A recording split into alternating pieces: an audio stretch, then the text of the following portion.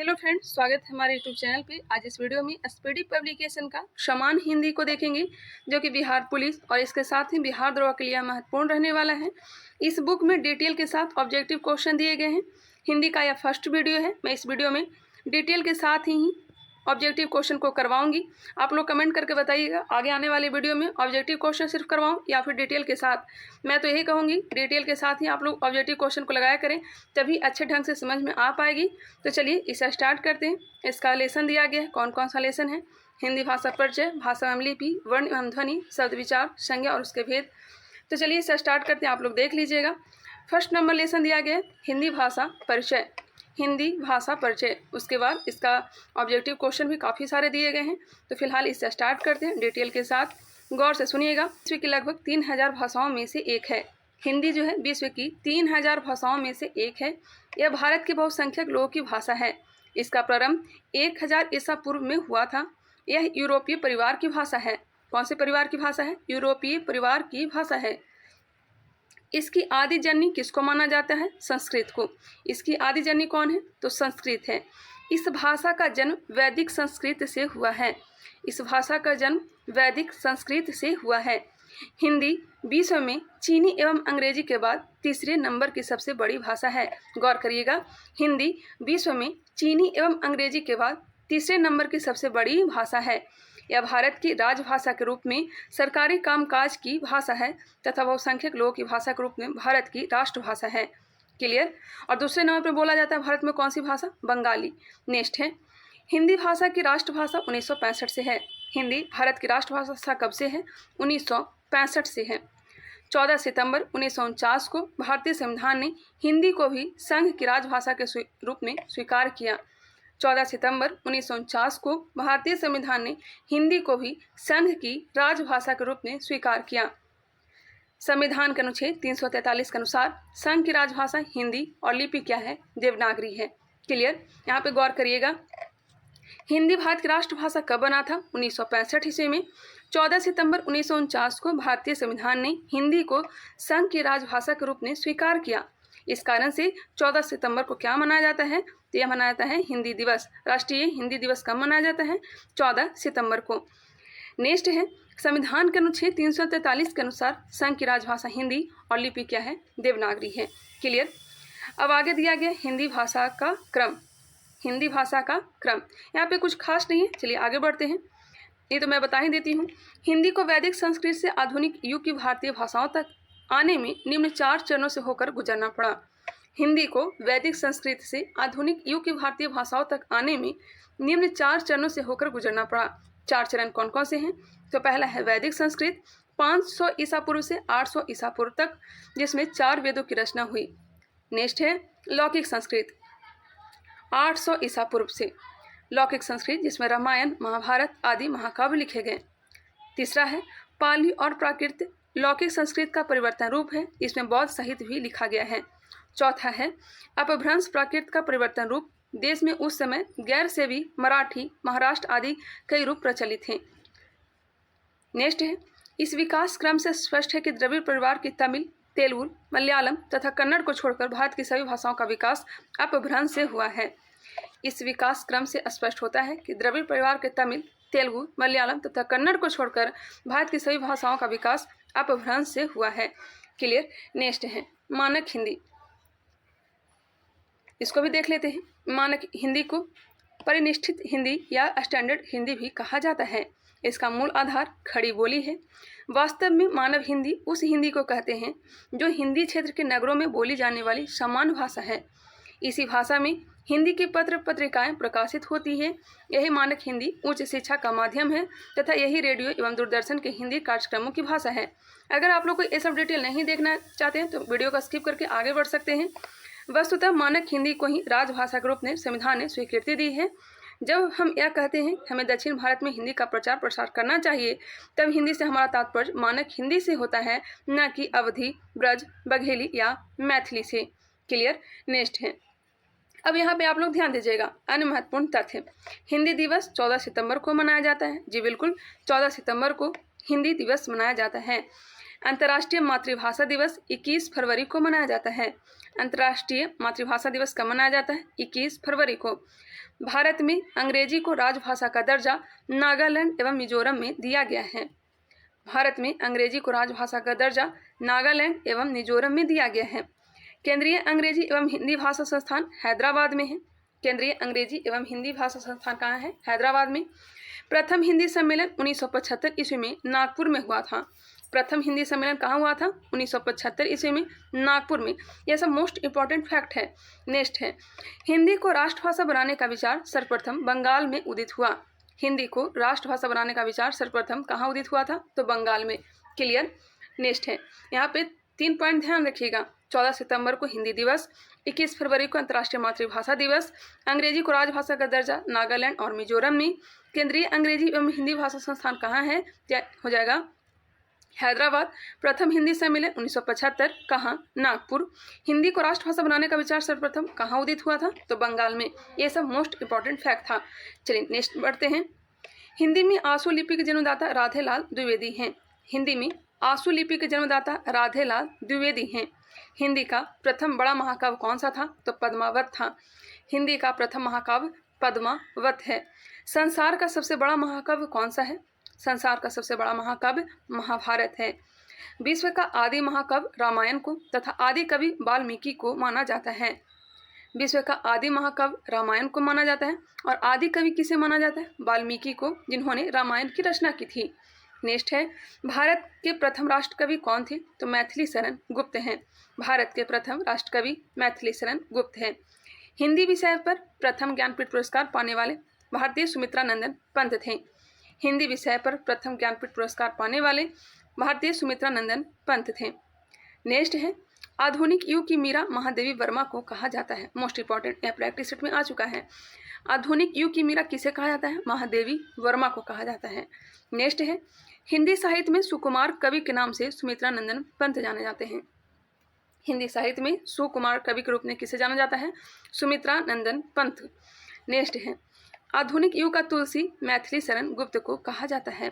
आधुनिक युग का तुलसी मैथिली शरण गुप्त को कहा जाता है। हिंदी का आदि कवित्री मीराबाई को कहा जाता है।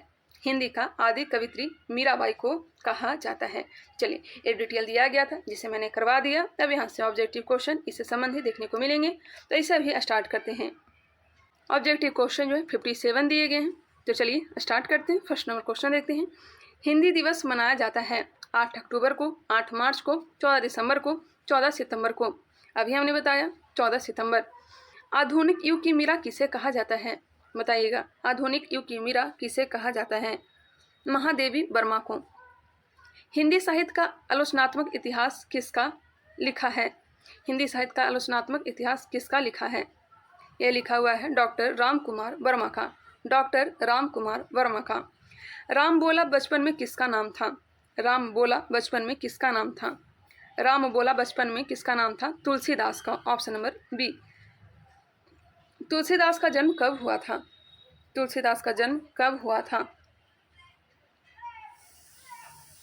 इसका राइट आंसर दिया गया ऑप्शन नंबर बी, 1554 में। एक बार मैं इसे कंफर्म भी कर लेती हूँ। सही दिया गया ऑप्शन नंबर बी ही होगा। मैंने गूगल पर सर्च किया, ऑप्शन नंबर बी होगा। 554 ही दिया गया है। चित्रकूट जिले के राजापुर में हुआ था। नेक्स्ट है, आदिकाल को वीरगाथा काल किसने कहा? आदिकाल को वीरगाथा काल किसने कहा? इसका राइट आंसर हो जाएगा ऑप्शन नंबर, आदिकाल को वीरगाथा काल किसने कहा? तो यह कहा था पंडित रामचंद्र शुक्ल ने। हिंदी की उत्पत्ति किस अपभ्रंश से हुई है? हिंदी की उत्पत्ति किस अपभ्रंश से हुई है? ऑप्शन नंबर बी, शॉर्टसेनी अपभ्रंश से। हिंदी की उत्पत्ति किस अपभ्रंश से हुई है? तो शॉर्टसेनी अपभ्रंश से। Option number B. निम्नलिखित में से कौन कवि राष्ट्र कवि कहलाते हैं? राष्ट्र कवि मैथिली शरण गुप्त। आधुनिक युग का तुलसी किसे कहा जाता है? आधुनिक युग का तुलसी मैथिली शरण गुप्त को। थोड़ा फास्ट करते हैं क्योंकि हम लोग के पास टाइम बहुत ही कम है। क्वेश्चन नंबर है 10। हिंदी साहित्य में किस कवि को कवियों का कवि कहा गया? कवियों का कवि किसे कहा गया है? हरिवंश राय बच्चन को। Option number D. Mahatma Gandhi ने हिंदी के प्रचार प्रसार के लिए किस संस्था की स्थापना की थी? हिंदी के प्रचार प्रसार के लिए किस संस्था की स्थापना महात्मा गांधी ने की थी? तो राष्ट्रभाषा प्रचार समिति। राष्ट्रभाषा प्रचार समिति। मानक हिंदी से क्या तात्पर्य है? मानक हिंदी से आदर्श के रूप में हिंदी का स्वीकार रूप, आदर्श के रूप में हिंदी का स्वीकार रूप। नेक्स्ट है 8वां विश्व हिंदी सम्मेलन 2007 का आयोजन स्थल है। माफ करिएगा, 8वां विश्व हिंदी सम्मेलन 2007 का आयोजन स्थल है। यह हो जाएगा New York, America, New York, America. Hindi कविता को छंदों की परिधि से मुक्त कराने वाले थे। हिंदी कविता को छंदों की परिधि से मुक्त कराने वाले कौन थे? सूर्यकांत त्रिपाठी निराला। कबीरदास की भाषा थी, कबीरदास की भाषा सधुकड़ी थी। Option number B. यह क्वेश्चन शायद आ चुका है बिहार पुलिस में। कबीरदास की भाषा क्या थी? तो सधुकड़ी थी। तुलसीदास कृत रामचरितमानस में कितने कांड हैं? पता ही होगा, 7 कांड हैं, 7 कांड है। Option number B. दक्षिणी भारत हिंदी प्रचार सभा का मुख्यालय कहाँ पर स्थित है? दक्षिणी भारत हिंदी प्रसार सभा का मुख्यालय कहाँ पर स्थित है? चेन्नई में है। Option number C. विश्व की भाषाओं को कितने परिवारों में बांटा गया है? विश्व की भाषाओं को कितने परिवारों में बांटा गया है? यह बांटा गया है 12 परिवारों में। भाषा का संबंध संविधान की किस अनुसूची से है? भाषा का संबंध संविधान की किस अनुसूची से है? 8वीं अनुसूची से है। ऑप्शन नंबर सी। नेक्स्ट है संसार का सबसे बड़ा महाकाव्य है। संसार का सबसे बड़ा महाकाव्य आगे ही बताया था, कौन सा हो जाएगा? महाभारत। संसार की भाषाओं में हिंदी का कौन सा स्थान है? संसार की भाषाओं में हिंदी का जो स्थान है यह हो जाएगा तीसरा। Question number 22। पहला जो था चीनी था, दूसरा अंग्रेजी था और तीसरा हिंदी था। नेक्स्ट है हिंदी किस परिवार की भाषा है? हिंदी किस परिवार की भाषा है? भारोपीय, भारोपीय। Option number B. आगे में यूरोपीय दिया गया था, भारोपीय यहाँ पर लिखा गया है। हिंदी का प्राचीनतम रूप मिलता है, हिंदी का प्राचीनतम रूप मिलता है, यह मिलता है ऋग्वेद में। हिंदी साहित्य सम्मेलन प्रयाग की रचना कब हुई थी? हिंदी साहित्य सम्मेलन प्रयाग की रचना कब हुई थी? Option number A 1910। हिंदी का पहला समाचार पत्र है, हिंदी का पहला समाचार पत्र Udant Martand. Option number B. निम्नलिखित में से कृत्रिम हिंदी किसे कहा गया है? कृत्रिम हिंदी किसे कहा गया है? यह हो जाएगा रेखता। कृत्रिम हिंदी कहा गया है रेखता को। Question number 27।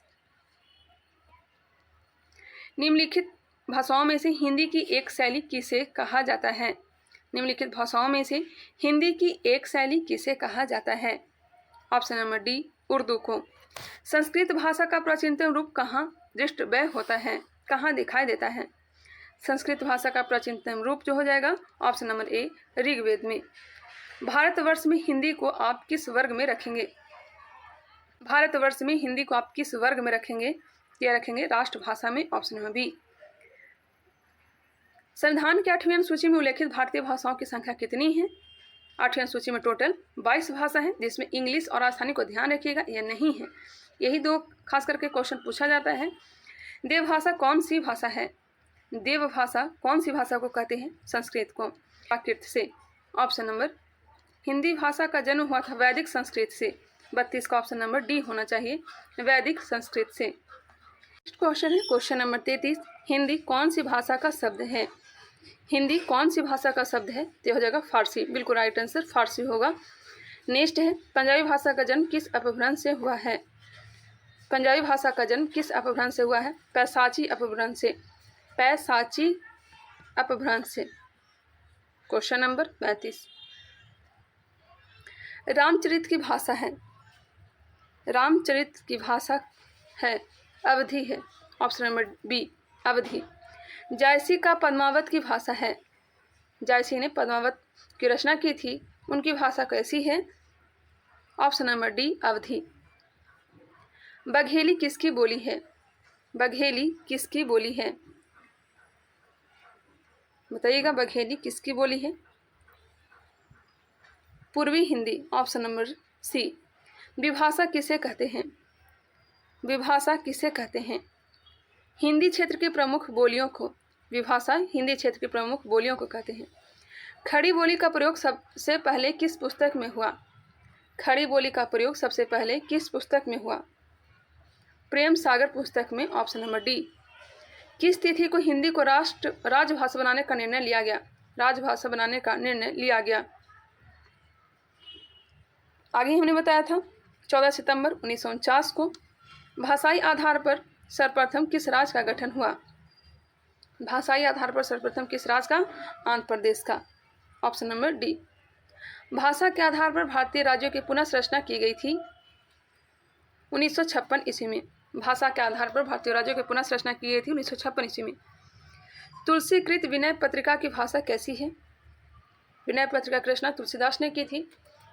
इसकी भाषा बताना है, क्या हो जाएगा? ब्रज। Option number B. संविधान स्वामी हिंदी को राजभाषा बनाने का प्रस्ताव किसने रखा? संविधान स्वामी हिंदी को राजभाषा बनाने का प्रस्ताव किसने रखा? गोपाल स्वामी अयंगर ने। ऑप्शन नंबर ए दिया गया है। नागरिक प्रचारणी सभा का स्थापना वर्ष है। नागरिक प्रचारणी सभा का स्थापना वर्ष, ऑप्शन नंबर ए 1893। नागरिक प्रचारणी सभा का स्थापना वर्ष 1893। संविधान के किस अनुच्छेद में कहा गया है कि संघ की राजभाषा हिंदी और लिपि देवनागरी होगा? संघ की राजभाषा हिंदी और लिपि देवनागरी होगा। कौन सा अनुच्छेद? 343। अनुच्छेद 343। वर्ष 1955 में गठित प्रथम राजभाषा आयोग के अध्यक्ष कौन थे? बी जी खेर। वर्ष 1955 में गठित प्रथम राजभाषा आयोग के अध्यक्ष कौन थे? बी जी खेर। Question number 48। 10वां विश्व हिंदी सम्मेलन कहाँ आयोजित किया गया? 10वां विश्व हिंदी सम्मेलन 2015 कहाँ आयोजित किया गया? भोपाल, भारत में। भोपाल।